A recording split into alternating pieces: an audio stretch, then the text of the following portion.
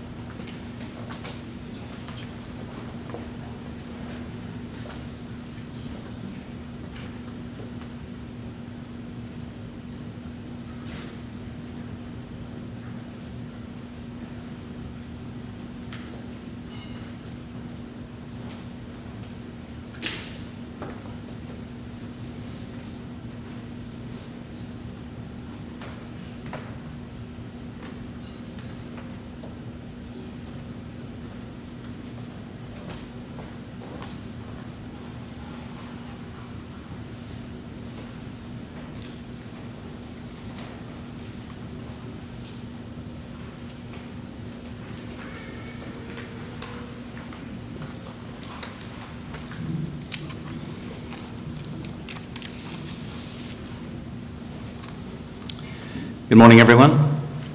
On behalf of Linda's family, I welcome you to the service at which we will honour and give thanks for Linda's life.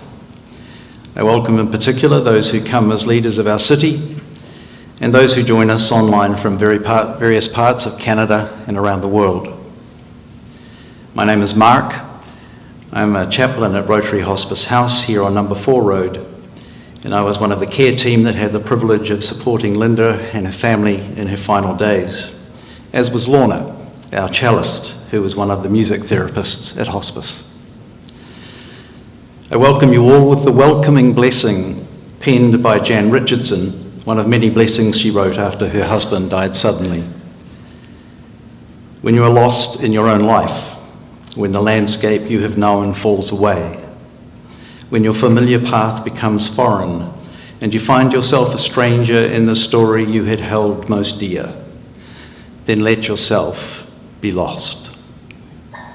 Let yourself leave for a place whose contours you do not already know, whose cadences you have not learned by heart. Let yourself land on a threshold that mirrors the mystery of your own bewildered soul. It will come as a surprise what arrives to welcome you at the door, making a place for you at the table and calling you by name.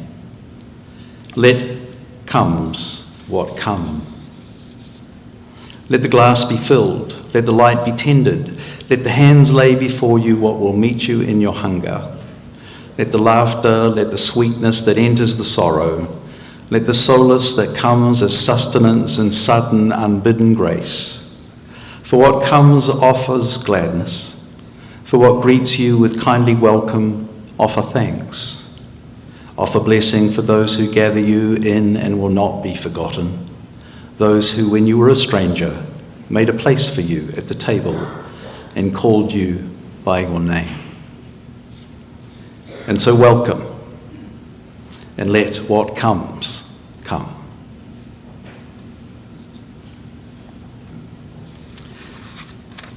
Linda had a rare form of cancer.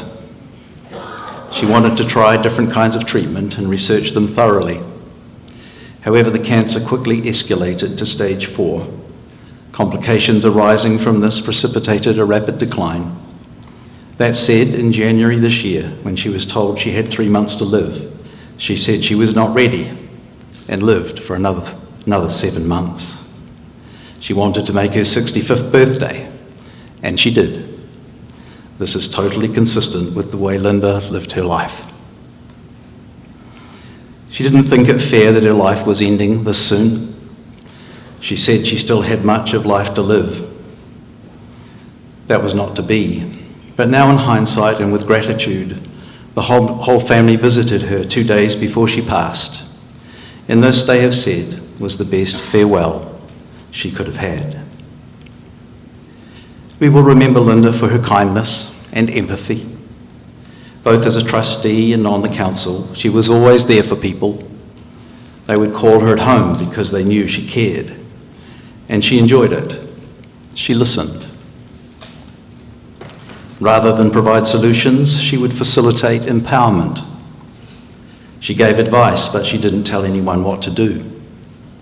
These qualities percolated throughout all her life, but in particular, in the way she raised her children.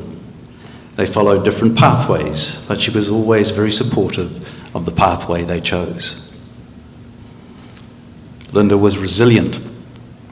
She faced a lot of tough situations in life, but she worked hard, bounced back, and took it in her stride.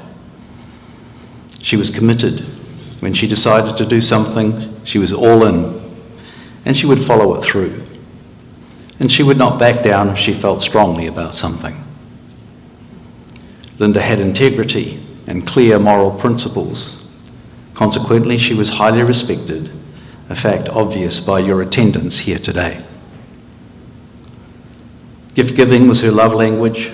Gifts were still arriving by Amazon for her grandchildren even after she had passed. She was thoughtful, supportive, and loyal. This is the person we've come to honour and give thanks for today. In all that I have heard and read about Linda, it seems that two small words, a total of 5 letters, all in, captures the essence of her overflowing spirit. When we come to a service such as this, we hold in tension 2 contradictions. We come to mourn, to weep. We cannot help but do that. It's natural to do so. And we come to give thanks and to celebrate her admirable life. At the same time, deep in our consciousness, we face the brevity of life. We find ourselves asking a question: what does it mean to live a good life?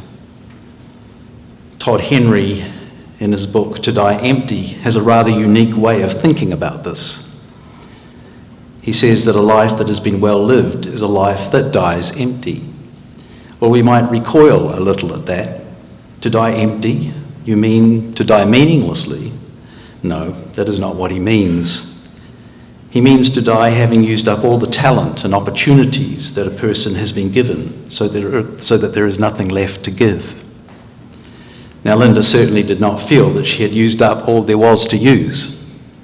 She still wanted more and to give more. But as we listen to the eulogies and tributes that will soon follow, we find ample evidence that Linda did not leave any of her abilities and opportunities untapped. She gave of her absolute best in every situation and context. She used every resource available to her for the benefit of others. She made a difference. She was a good person. These are the best we can say about anyone, and they can be said about Linda lavishly. She lived not only a good life, but an admirable one worthy of emulation. Before we turn to the tributes, let me, on your behalf, pray for Linda and for her family. Let us pray. Our God, we are here today deeply saddened at the passing of Linda. Her physical presence leaves our lives feeling somehow reduced. She has been such a large presence in our lives, in the life of the family and in the life of our community. While we grieve, we also want to give thanks for Linda, for her unique personality and attributes that have made such a difference in so many lives. Her determination to help people rise through their challenges and disappointments, her determination to get the job done, her heart, which always said, I hear you. So we give you thanks. We also want to pray for her family, especially for Terry. Also for Melissa and Peter, Ross and Coral, Melanie and Paul, and Linda's grandchildren, Mila, James and Chloe. Words cannot express the impact of Linda's passing on them, and words cannot solve the pain they must feel. And so let us take a moment of silence to hold them in our thoughts and prayers.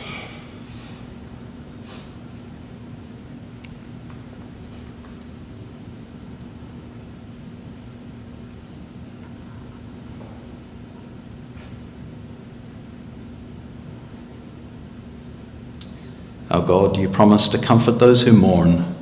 Comfort them now, we pray. Amen.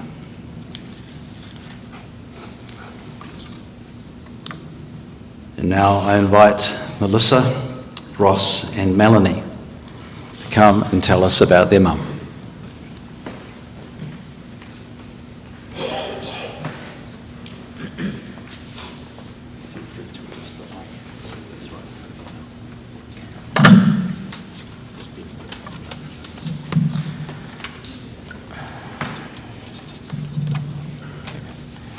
Today we gather to celebrate the life of an extraordinary woman, my mother Linda. Her passing leaves a giant hole in our lives, but her love, legacy, and memory will always live on. We are so honored to share some memories and stories that highlight her remarkable spirit. Linda was born in Vancouver in 1959, the first and only daughter of Ileana and Rudolph Oostergo. They eventually moved to Richmond, and Linda attended Little Flower Academy until grade 10. She transferred to McNair Secondary for her senior years after the passing of her father at the age of 16. This is where she met many of her lifelong friends. From an early age, Linda had a love of cool cars. In her high school and college years, she drove an olive green Jaguar, a blue Chevy Camaro, and a white Corvette with a red interior. This certainly added to her reputation and mystique among the neighborhood kids. Her love of cars is likely what led her to her first career at the Fred Dealey Ford dealership. And from there, she worked at several other Ford dealerships for many years.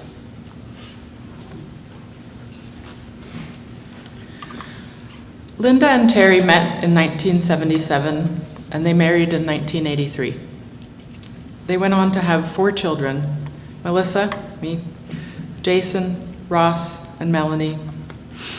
Jason tragically passed away in 1988 at 2 years old. When her children were out of elementary school, Linda embarked on a career change. First being elected as a school trustee, which she served for 9 years, and then being elected to City Council, a position she held for 11 years. Linda opted not to seek re-election in 2022 following her cancer diagnosis, to focus on her health and spend more time with her family. She passed away on July 28th, 2024. Linda was a beloved mother, daughter, sister, grandma, aunt, and so much more. Her love of community and commitment to education and fairness in community politics led her into an amazing and fulfilling journey of civic duty and service. Linda will be remembered for her generosity and thoughtfulness, her commitment to family and friends, and her community, and her love of all things lavender, cheesy Hallmark movies, soap operas, and white spot burgers.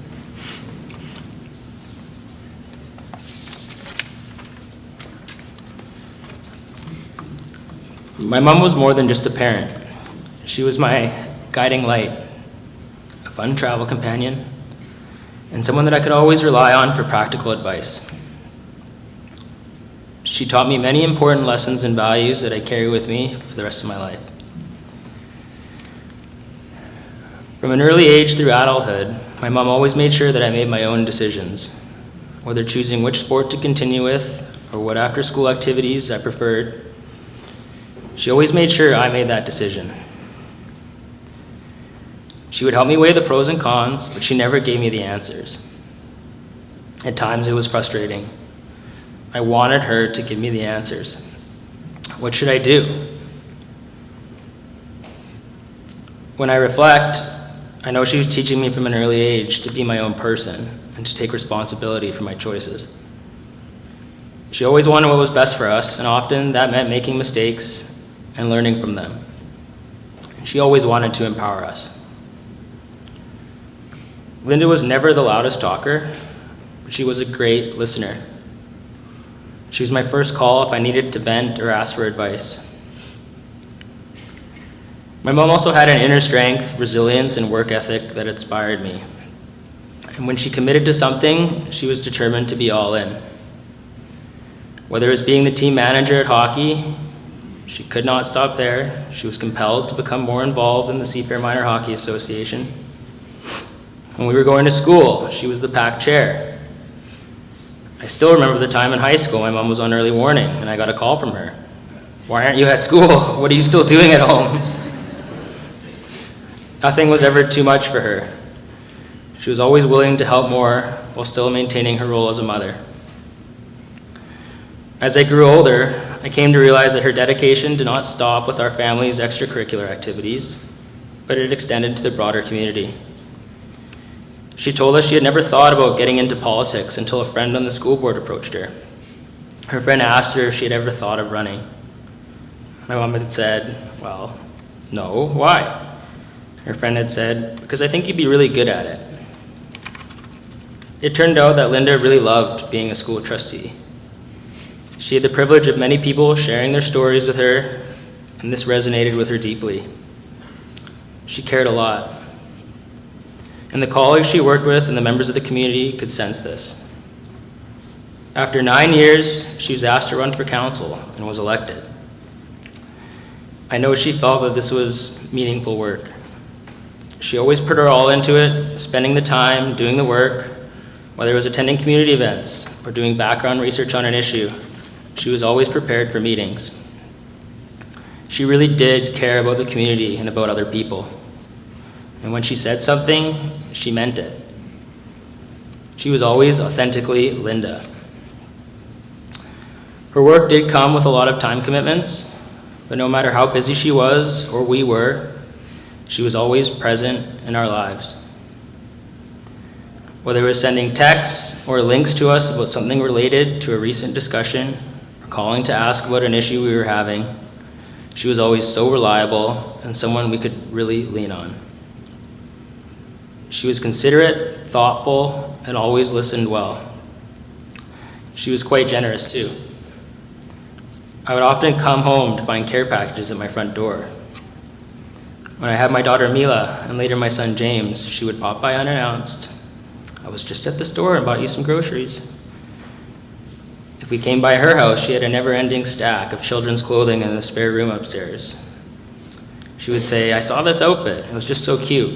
And she would throw over a 10-pack of tickets to Kitropolis she won at an auction for the kids and us to enjoy. Oh, how Mom loved her charitable auctions.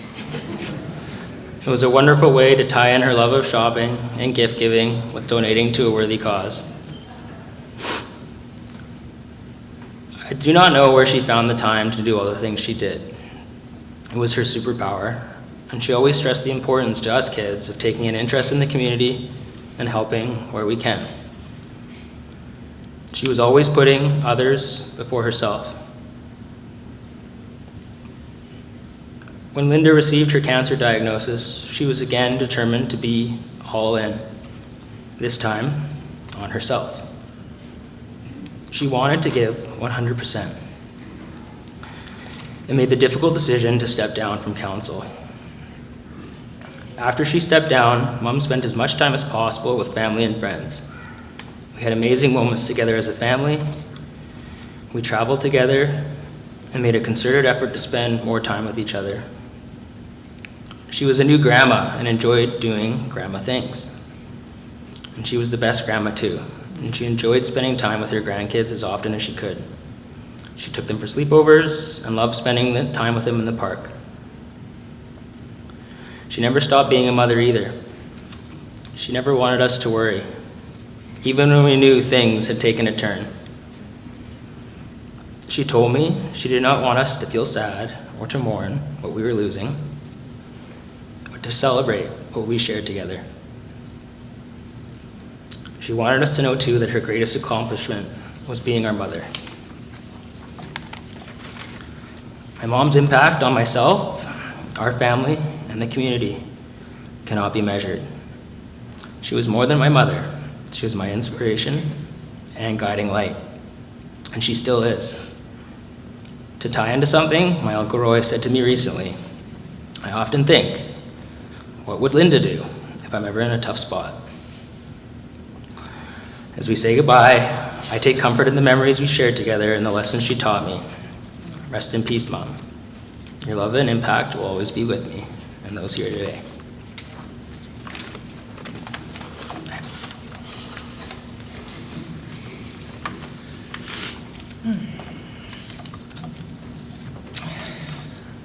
Many of you who knew my mom well might know that she really enjoyed giving gifts to people. Whether it was for a special occasion or simply because she saw something that made her think of you. This tied nicely into her love of shopping. My mom never turned down a good opportunity to go shopping with or for people she cared about. I believe she found a lot of joy in giving gifts, and that was a way of expressing her love and appreciation towards others. Gift giving was her love language. She was always very thoughtful about the gifts she gave, taking into consideration all she knew about that person, their passions, their interests. When she knew you were particularly interested in some subject, she would go to pretty far lengths to find things related to those interests. Let me give you a few examples. My sister did a project on manatees when she was in high school because she found them to be really fascinating creatures. Now, I'll let you take a guess how many manatee books, cards, socks, t-shirts my sister has received over the years. It's a lot. And when my cousin Leah moved to England to go to university, my mom sent her care packages, I think more than once, full of her favorite comfort foods and treats from home. And as my husband Peter knows, he mentioned to my mom that he really liked hot sauces. And I'm pretty sure that every single time my mom saw a new hot sauce at a store, she bought it for Peter, including a Christmas advent calendar with hot sauces in it. And for my dad, over the years, there was lots of silly gifts relating to pirates, because he loves being around boats and on the sea. And maybe he's like a little bit of a pirate at heart. And not surprisingly, my mom was secretly ordering gifts for people online, even in the last few weeks and days of her life. A package even arrived at the door the day after she passed away, with gifts for all her grandkids. And through my own life, I developed a love for nature and plants and gardening. And my mom would often surprise me with little gifts, like a tea towel with lavender flowers on it, or a cool, interesting herbal tea she found at a farmer's market. And I've also had some unconventional interests throughout my life that led me down different education and career paths. And I know she didn't always understand them. She didn't always understand my choices and why I was interested in those things. But she always supported me in pursuing them. And she would always find ways to find little gifts related to those things. This was her way of saying, I see you and I love you. And not only did Linda love her family and friends, she loved her community. And some of the gifts she gave to show her love were her time and attention.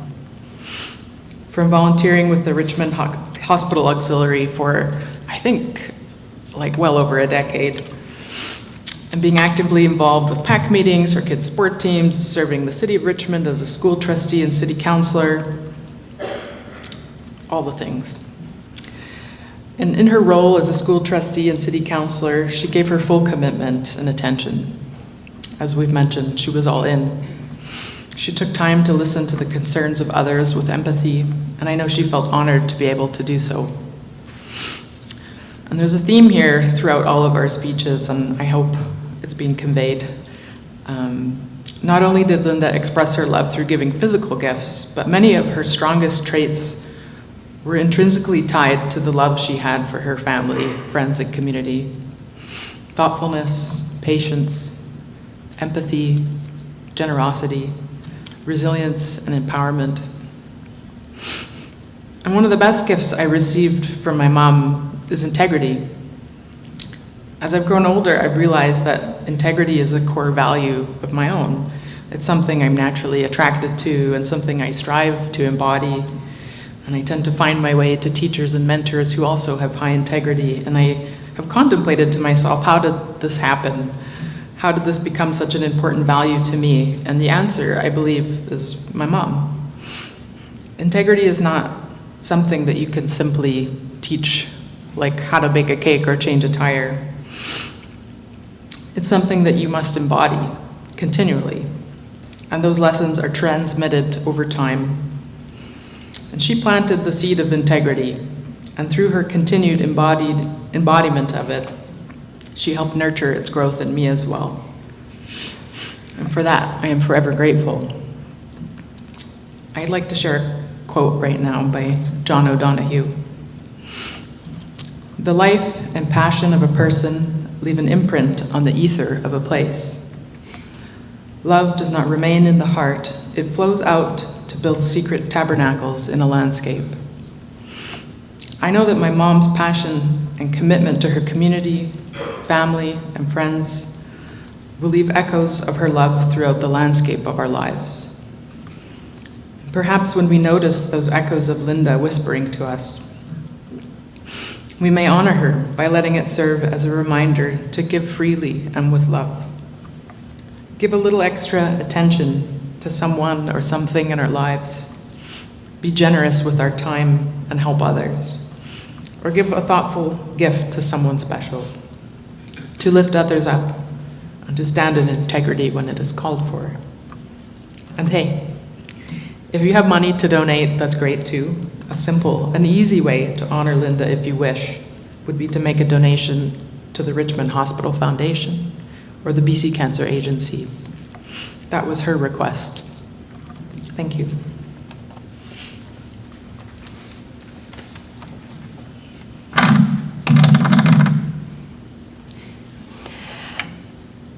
My mom often said that she lived vicariously through us, her children, but that's not how I saw it. She had a full and impressive career all her own, yet still managed to be deeply involved in our lives. As you've heard from my siblings, she didn't just drive us to all our activities and watch. She got actively involved, contributing her time, effort, intelligence, and passion.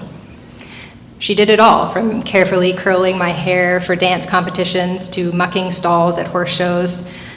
Once she even slept in a tent with me at a horse show, waking up at dawn to feed the horses. After that one time, we upgraded to a camper and then an RV. Through all of it, she remained our biggest supporter. She spent so much time driving us to our activities, cheering from the sidelines, and always being present, no matter what. Her dedication to us was unwavering, and now that I have my own child, I can't imagine how she managed to be there for all of us, but she always was. Her help and presence was a constant, something I never had to seek out, because she always seemed to be one step ahead. Even as a teenager, she managed to be supportive while allowing me space to make my own decisions and mistakes. When she chaperoned my grade 10 trip to Costa Rica, she made sure to ask me first if I was okay with it. Though most teens might not want their parent to chaperone a high school trip, I was glad to have those memories with her, and she was sure to give me space to be a 15-year-old. She also took me to Ontario to visit prospective universities, and she was there when I got my acceptance emails. And while I'm sure she would have preferred I stayed local, she supported my decisions and never made me feel too bad for moving away. A little bit. My mom continued to show up for me as an adult too, visiting me during my study abroad program in the UK, attending my graduations in Ontario, and she even flew across the country on a red-eye for 2 days to help me find an apartment. She wasn't just there for the big moments, but she was there for the small ones too. She was the first person I called in a crisis, and she always had my back. I called her when my car was broken into, when my freezer fuse blew, and she was always there to take my call and walk me through what to do. When there were teachers or coaches that I didn't like, she believed me and took my side. I had a high school teacher who told my mom in parent-teacher conferences that I wasn't the best student, and my mom's response was that she wasn't worried since all my other teachers seemed to like me just fine. She let me call out sick to that class a lot for the rest of the semester. Her belief in my judgment has empowered me to trust my gut as an adult. My favorite questions to bring to her were anything related to city services. Questions about garbage and recycling, complaints about hedges, recreational programs, or special events. I could be sure to not only get a very thorough answer on the spot, but also several texts and emails following up over the coming weeks. I know nothing would make my mom more proud than for people to be engaged citizens in her honor. The other week, our garbage was missed in the pickup, and it made me laugh because I could picture so vividly how my mom would jump to action if I let her know that. When I submitted a request for pickup on the city's website and our garbage was promptly picked up the next day, I thought of my mom during the whole process. I hope you too will think of my mom with a smile whenever you see the wheels of city services turning smoothly or you engage as a dutiful citizen. When I had my daughter Chloe, my mom was there from day one. She visited us 3 times in the hospital the day Chloe was born. In fact, she didn't tell my dad about the first one, so he thought they were meeting her for the first time together.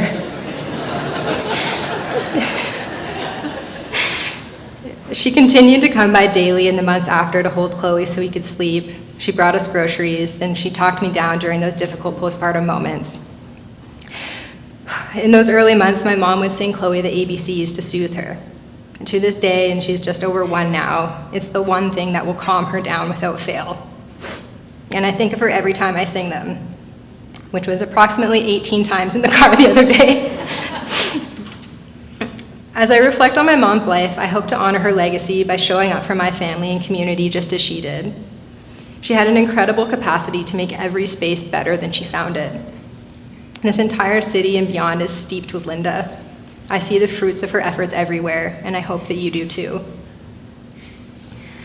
On behalf of my family, I want to extend our deepest gratitude to everyone who cared for my mom throughout her life, but especially in her final years and months. Thank you to the BC Cancer team, the doctors and nurses and supportive staff at Richmond General Hospital, with a special thank you to the supportive palliative care unit. Thank you to the Vancouver Coastal Health Home Care team and the Qualicare nurses and caregivers. Your compassionate care gave us precious time to create more memories with my mom at home. Thank you to all the staff at the Salvation Army Rotary Hospice for caring for her in her final days. And thank you to Amber from Perfectly Polished and Leanne from Empower Her Massage for pampering my mom. And finally, thank you to those of you she called friend or colleague over the years, and especially those of you who were by her side in her last months. We are grateful for the companionship you provided her during a difficult time. And to everyone who supported my mom, you made a profound difference in her journey. Her spirit, kindness, and legacy will continue to inspire us all to live life with the same grace and compassion that she did. Mom, you will be deeply missed, but your impact on our lives will never fade. We've shared some of our favorite memories of my mom from one part of her life, as a mom and a wife. But we know there was so much more to her. And that's why we've placed memory books on tables in the hall, and they will be in the reception area. And we invite you to share your memories of Linda so we can learn more about the parts of her life that we didn't know as well. Whether it's a big or small moment, something she said or did, a quality you admired, or the impact she had on you, your memories will give us the gift of knowing her in new ways and more pieces of her to hold on to. On behalf of our family, thank you very much for being here.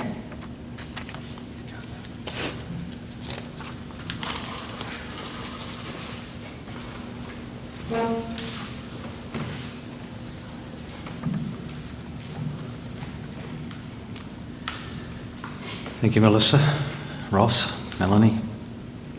I'm sure you know that the hearts of all here go out to you and to Terry. And it's my privilege now to read Terry's tribute.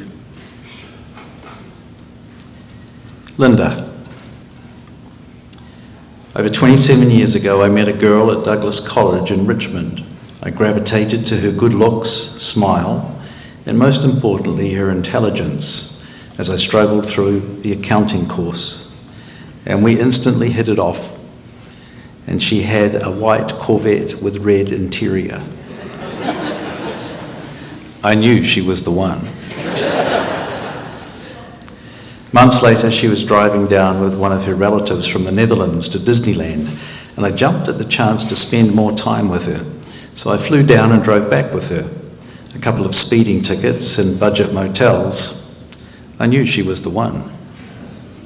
I remember eating Chinese food on the front porch of our first house on Jones Road, and we kept that tradition alive on every house we purchased. I knew she was the one. In the early days, I worked a lot, and she raised the kids without a complaint and always greeted me at home with a smile, and I would sneak home at lunch to watch Days of Our Lives. I knew she was the one. We loved to travel, spend times in Acapulco, and attend as many of our kids' baseball, soccer, horseback riding, hockey, dancing, plays, and the famous West Wind dances. I knew she was the one. As the kids got older, we could travel more and enjoyed boating a lot. Linda did not like rough water, though. But she always put others first. I knew she was the one. Linda was the driving force raising our incredible children and making my life easier. Linda loved her family holidays like Halloween and Christmas. Our house looked like Santa's workshop with her famous shortbread and stuffing. Linda loved gardening and her lavender. I knew she was the one. When the grandchildren came, Linda and I were ecstatic, and Linda made sure our extended holidays were shorter so she could spend more time with the grandkids, babysitting, and shopping for them. Even in Linda's last months, she would online shop for the grandkids, and I thought the UPS and Amazon lived at our house as packages showed up daily. Linda was the one. Thank you, Terry.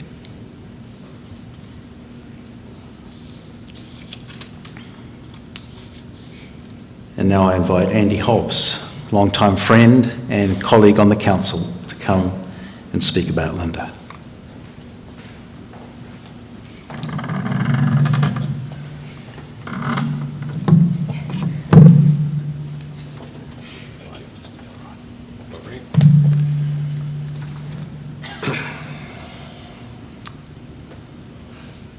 Linda had her own North Star, and it included service to others, service to family, and service to the community.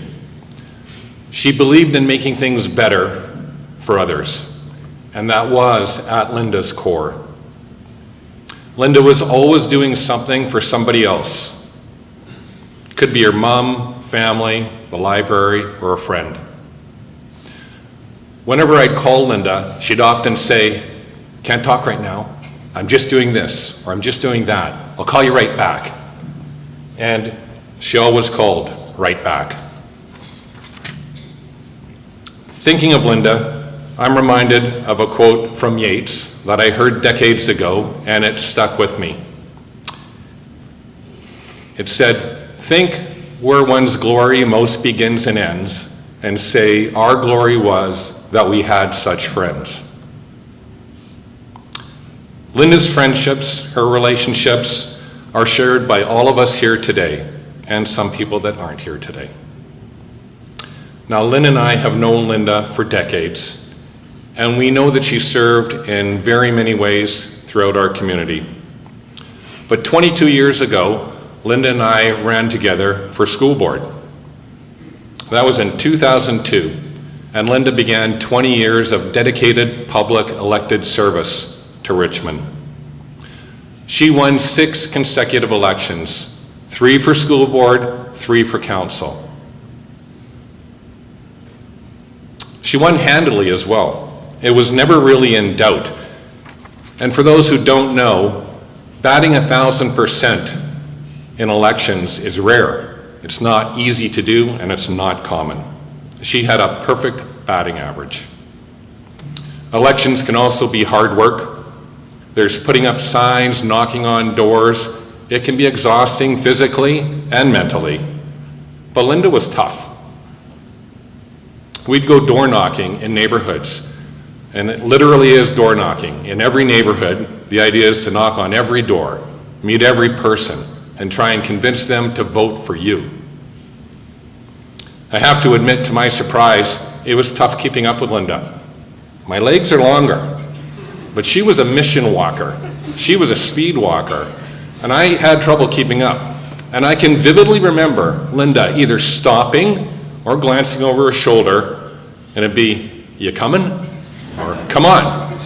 And I got the message. The message was, "Hurry up." And I would literally jog for a little bit.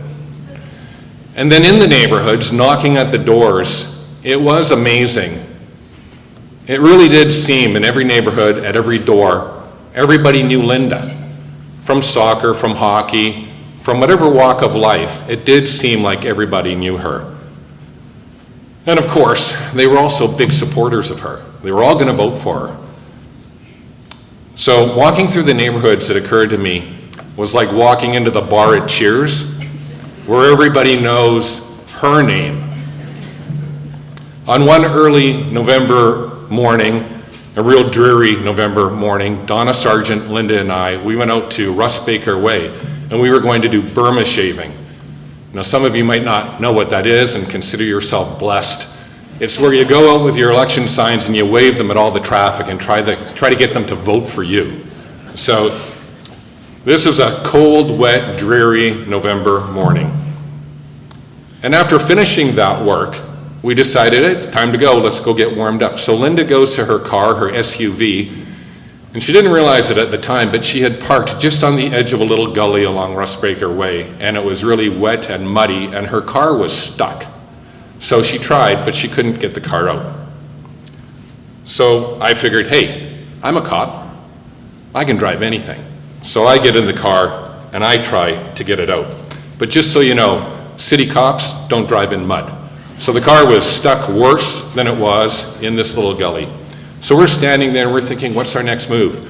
Call a tow truck, call BCAA. And just then we heard the slight rumble of an engine off in the distance. We didn't know what it was, but it was getting louder, closer and closer. Suddenly, seemingly out of nowhere, this big red Dodge Ram pickup truck pulls up. And it's got 2 big white stripes on the engine hood. Pulls up, door opens, this guy steps out. Now this guy is young and he's fit. He's got tight khaki pants, snug golf shirt, gleaming white sneakers. Just so you get the real image, just imagine Ryan Gosling stepped out of this truck, okay? So he comes walking up to where we're standing and he says, "Ladies," and he kind of looks at me like, "And you, can I be of some assistance?" And Linda and Donna go, well, yes, you can. You know, we were Burma shaving and her car got stuck, and then they kind of point at me, and he couldn't do anything. So this guy says, "No worries." So he gets into Linda's car, adjusts the gear, I guess, goes back to his truck, and he pulls out his winch. Because of course this guy has a winch, right? So he hooks it up to Linda's car, he pulls it out of the mud, he comes back, he says to Linda and Donna, and again glances at me and whatever you are, and he says, "Okay, you're good to go. Is there anything else I can do for you?" And they go, "Oh, no, you know, you're wonderful, thank you very much, you saved us, we really appreciate it, and thank you." And so he gets into his truck and he drives away. Now just for the record, I want to point out, even after doing all that in the mud and hooking the car up with the winch, this guy did not have a speck of mud on his gleaming white sneakers, his tight khakis, not even on his truck or the tires on his truck. And he disappeared into the mist from where he came, never to be seen again. And that is the origin story of the superhero Dodge Boy. And when you're stuck on the side of the road, you might need Dodge Boy. And I'll tell you, Linda laughed at that story. She just thought it was a complete gong show, and she thought it was just one of the funniest things that happened to us. Now, once elected to school board, in less than a year, it became really obvious, crystal clear in fact, that Linda was a person that should be chair of the school board. Linda should be our leader. Linda was so committed to students and to staff and to families and to Richmond. She had so many of the leadership qualities that we all talk about and not so many people have. She was hardworking, she was intelligent, she had good judgment, she was a good listener. She was thorough, she had common sense, she was respectful to people, and she had strength. And most of all, Linda had integrity. And we did face some tough choices. There were budget shortfalls. Richmond's school enrollment was declining at that time. There were program issues, French immersion issues, and Linda led us through all of that and was a great help to all the families and students in Richmond. Now, I learned a lot from Linda. Fortunately, I was able to read some body language, some signs, some tells that Linda had. So, for instance, if she had her hands on the desk in front of her, that could mean one thing.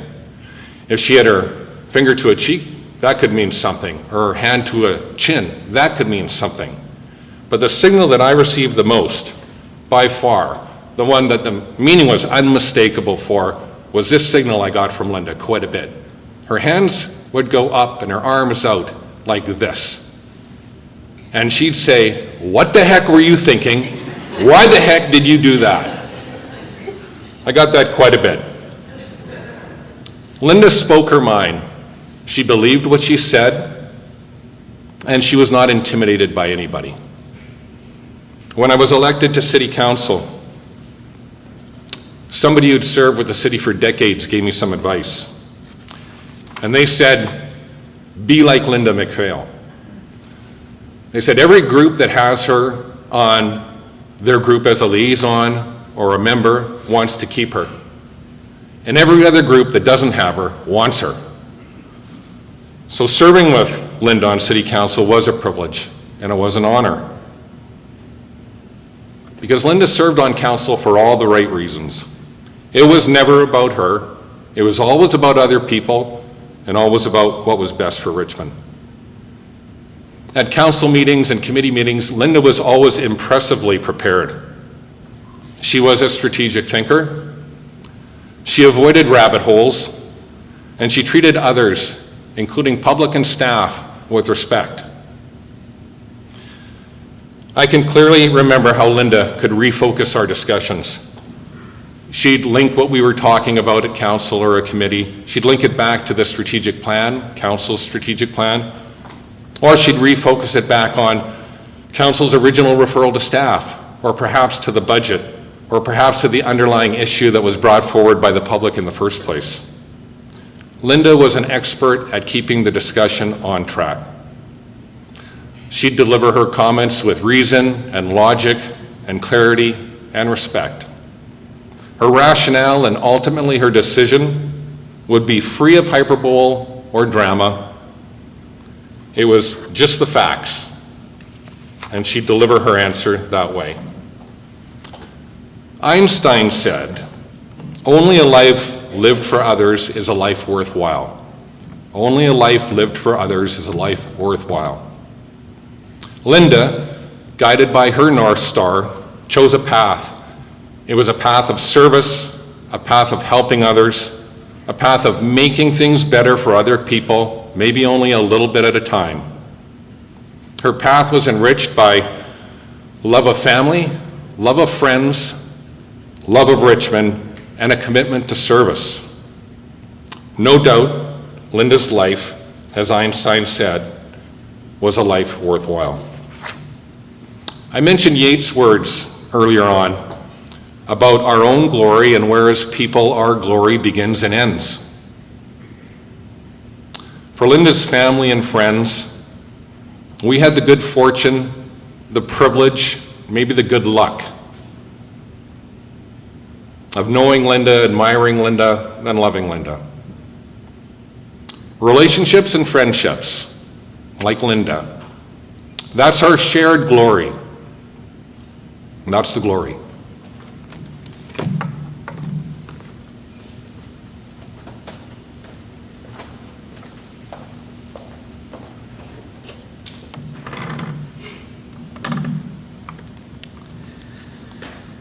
Thank you, Andy. We have honoured and given thanks for Linda's life and words, and now we're going to do so in pictures.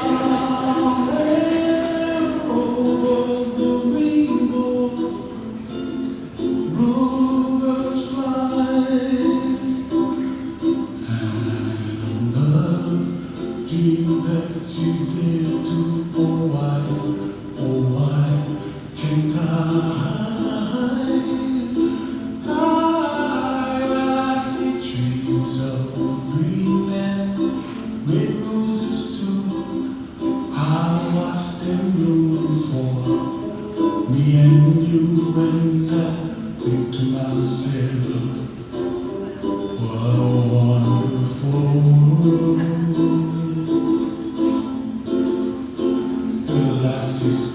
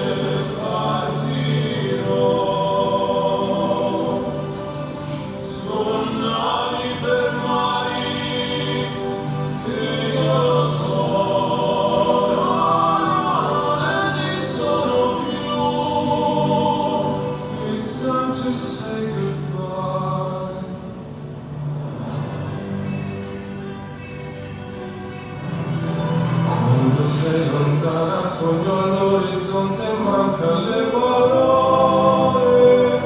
E io sì lo so che sei con me, tu mia luna, tu sei qui con me.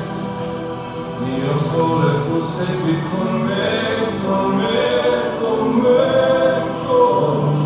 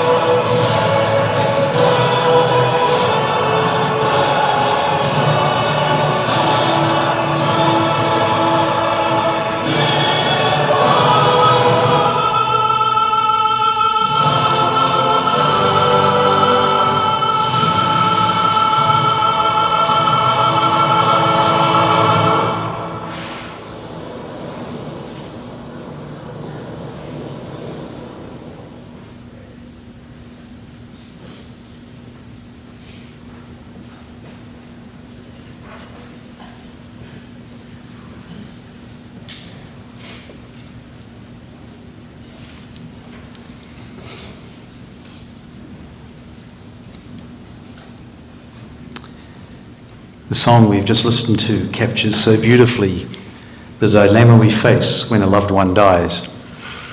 Paraphrased, we might say, time to say goodbye, but I know you're with me. Time to say goodbye, I'll relive the places we have been, or I'll leave with you. The dilemma to which I referred is a question of the heart. Do we stay or do we go? Do we hold on or do we let go?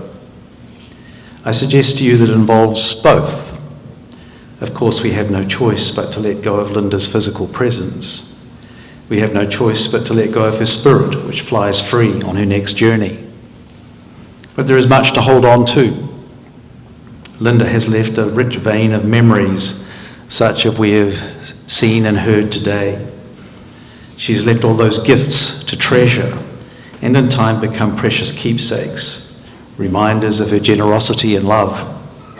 And we're asking you to add to those by writing in the memory books.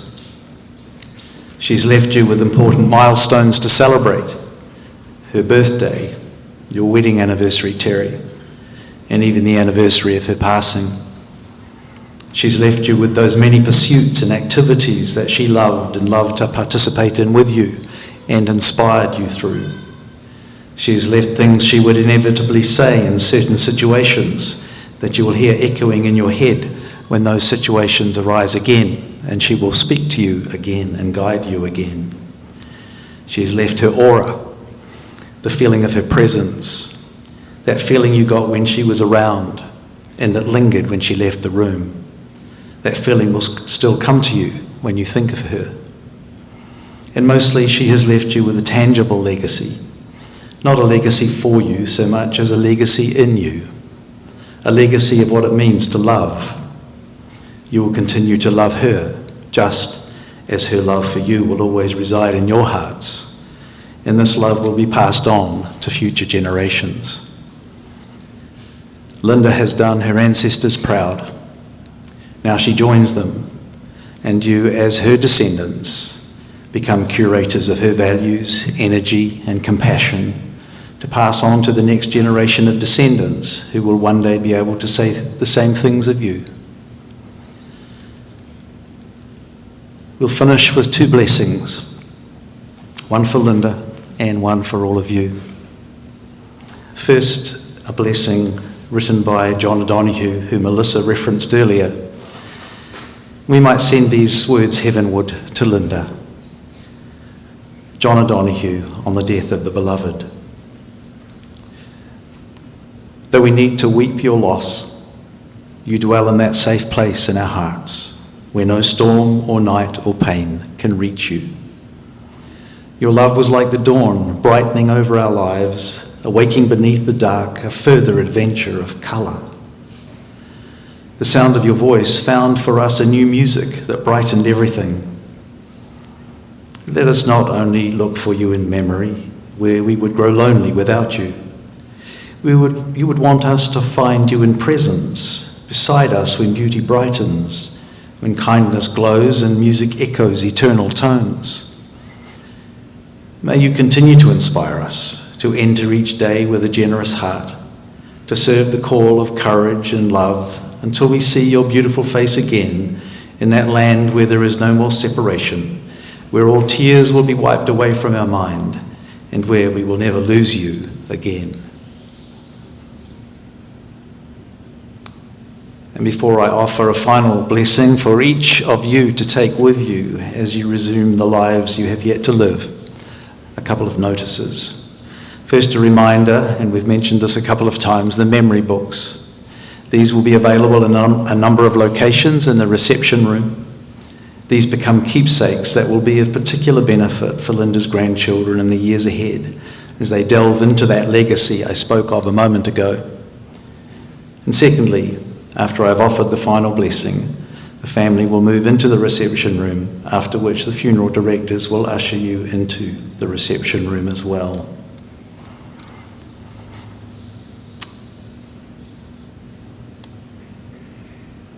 May you know that absence is full of tender presence, and that nothing is ever lost or forgotten.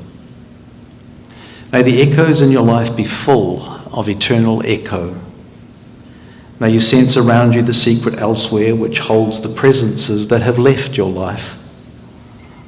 May you be generous in your embrace of loss. May your grief turn into a well of seamless presence. May you become the gracious and passionate subject of your own life. May you be embraced by God in whom dawn and twilight are one. And may your longing inhabit its deepest dreams within the shelter of his ever-loving arms. Thank you all for being here. Thank you, Richmond Funeral Home. And thank you, Lorna, who again will play for us now as we process into the reception room.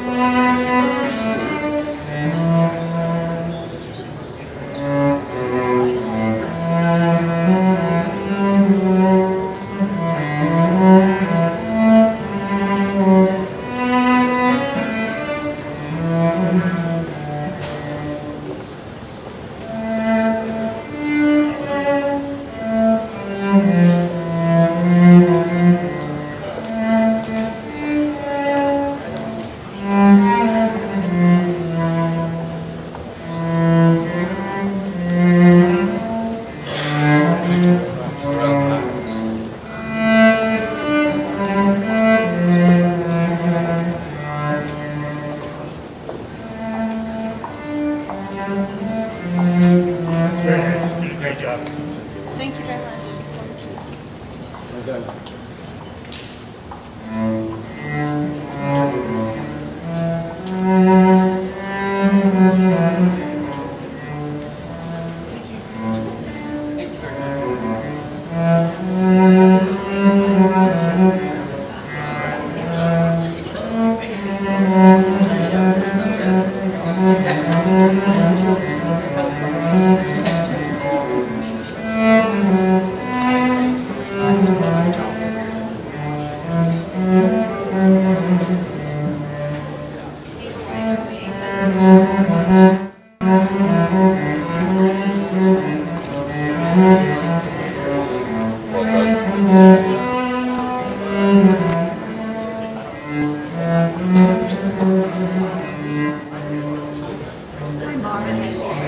Colleen, I'm from Hospice. I met you before, and you're leaving us, aren't you?